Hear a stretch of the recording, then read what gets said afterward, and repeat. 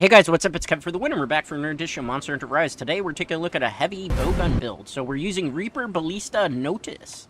We're also going to be using Rhinopolis Home X because it gives us Pierce Up, Stun Resistance, Muck Resistance, Ballistics. We're going to be using S-Studded Vest X, Normal Rapid Up, Pierce Up, Tune Up, Stun Resistance. Next up, Somaconf Braces X, Bombardier, Divine Blessing, Spare Shot, Handicraft, Ballistics. Next up, Anjanath Coil X, Attack Boost, Spare Shot, Recoil Down, Flinch Free. We'll get on this. Next up, Ignat Greaves X. This will give us basically Attack Boost, Critical Eye, and Recoil Down. We'll use Absolute Petulance. You could use whatever you want. And for your Talisman, we're going to use Attack Boost 2. Preferably, you want slots on this. Unfortunately, we don't have any slots, so that's what we had to work with. So, let me show you the decorations we're going to be using. Precise Jewel 2, Steadfast Jewel 1, Anti-Dragon Jewel 2, Precise Jewel 2. Here you want 2 Steadfast Jewels. Here you want a Precise Jewel 2. Here you want a Thrift Jewel 2, Absorber Jewel 1, Brace Jewel 1. Here you're going to want 2 Absorber Jewels. And here there's no slots, but if we did, we'd put something else in. Let me show you a full breakdown of what this looks like. So, 391 attack, 20% affinity, defense is 613. We don't really like Ice or Thunder. Everything else we're kind of okay with in terms of what we can get hit with.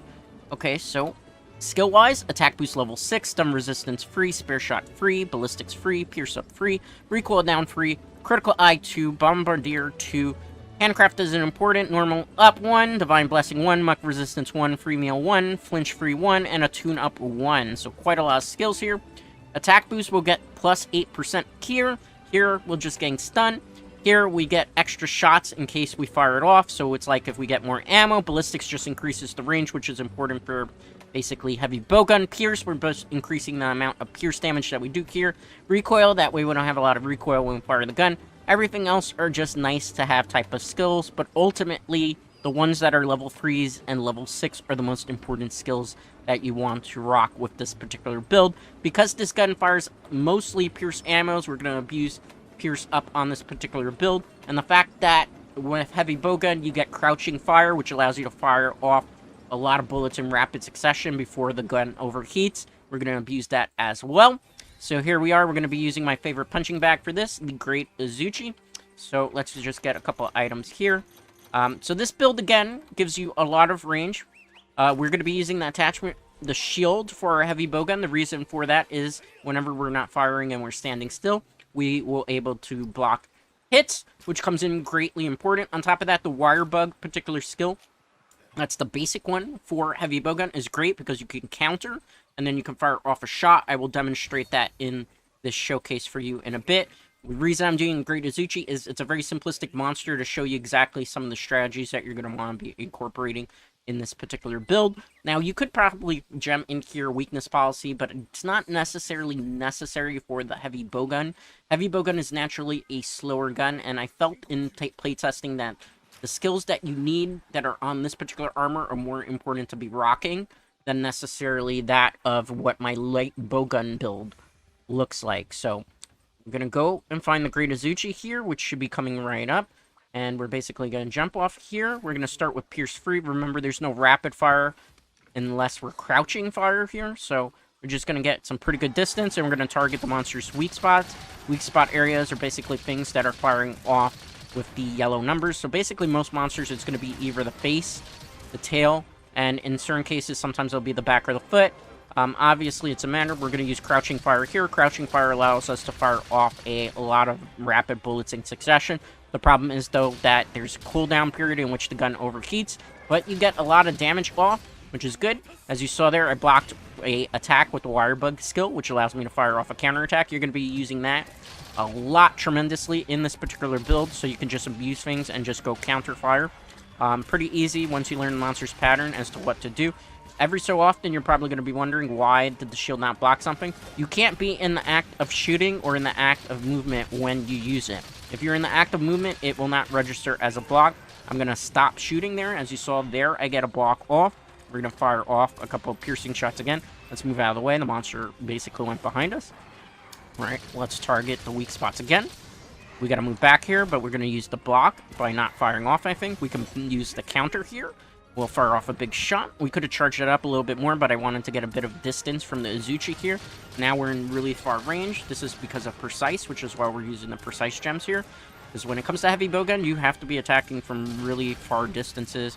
And as the weapon basically suggests, it is pretty heavy in terms of its mobility. It doesn't have as much mobility as the light bowgun, but it does have some pretty good damage output that it can do. Subsequently, if you don't want to use crouching fire, which I wouldn't really suggest, you really should use crouching fire. You could alternatively use the charge shot skill. However, I feel like that's kind of a waste of a shot. You're going to be doing overall more damage with crouching fire, as opposed to if you were doing something with necessarily the charge shot. So this could get you basically faster clear times, what I'm getting at here. Alright, so we're going to play the mountain game here. We're going to fire off a couple of attacks here. This should do some significant damage against the monster.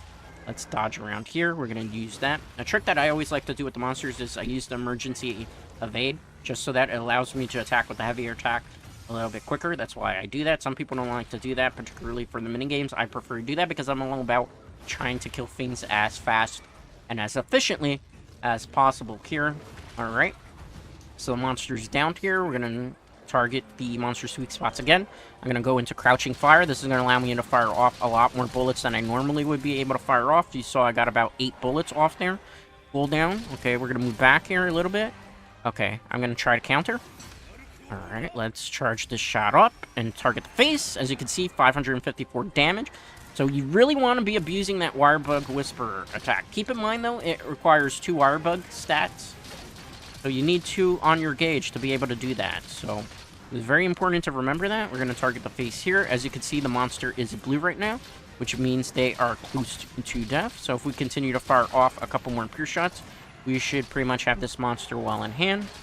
And as you can see, although we don't have as much mobility as the light bowgun, we have a lot of power and a lot of firepower at our axis. Heavy bowguns is one of those guns that is probably not as great to use in terms of solo play. However, when you're playing in a group of 4 where 3 other people are using light bowgun and you're playing heavy bowgun, it works tremendously really well. It also pairs pretty nicely with Blade Master users because of how it's a little bit slower and the fact that you stay more stationary. It actually makes it a little bit easier for the Blade Masters to go to town and do what they gotta do here. Alright, let's reload here. We'll fire off a couple of bullets. Alright, let me move out of the way here. Okay. Gotta reload. Probably should move away. I might get hit here.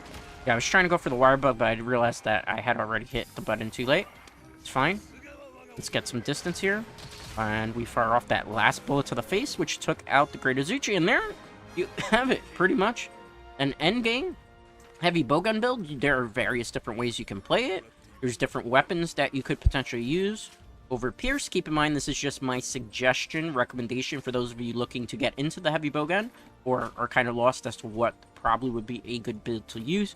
In terms of endgame, I will in the future do a cluster heavy bowgun build as well. There's going to be a couple different variations in the not too distant future, so definitely keep your eyes peeled. Obviously, if you have your own build, feel free to share it in the comment section. The only thing that I ask is that you do so with constructive criticism. Obviously, criticism that is less than constructive or naughty comments don't actually make it onto the channel and tend to get filtered out, so keep that in mind. Constructive criticism, definitely welcome. Sharing builds, definitely welcome. Just got to do so in a very appropriate and polite manner. And the next guide that I'm going to be doing, which will be the next one coming up, is actually going to be a sword and shield build using very metagame. Sword and shield is looking to be one of the best weapons in Monster Hunter Rise Sunbreak. Let's see what the clear time is on average with heavy bowgun. For smaller monsters, you should get about 5-minute clear times, 5 minutes and 30 seconds. Larger monsters, if you're soloing, somewhere between 12 to 13 minutes is what you're probably looking at. Anything a bit higher means you're probably not targeting the right spots and doing your damage rotations effectively, or maybe you don't have the skills that you need necessarily, so keep that in mind. Any questions, feel free to leave them in the comments. That was 5 minutes and 25-second clear time. Master rank 76, getting close to master rank 100. So that's going to do it for today's Monster Hunter Rise Sunbreak video. As always, a like on this video is greatly appreciated. If you're not already subscribed to the channel, definitely consider doing so, as it helps the channel grow, and I'll see you for the next Monster Hunter Rise video. Till next time, guys.